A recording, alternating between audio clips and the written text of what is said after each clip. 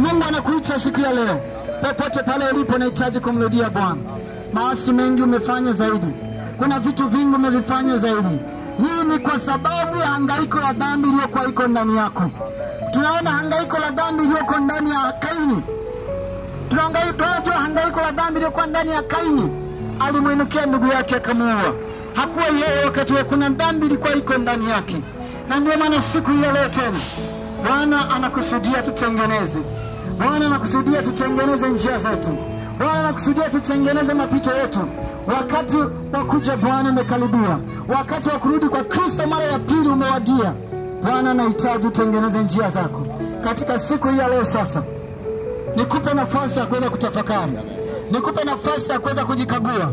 Nikupe nafasi ya kuweza kutazama maisha yako kwa upya. Nikupe nafasi ya kuweza kujichunguza. Nikupe nafasi ya kuweza kutafakari vizuri.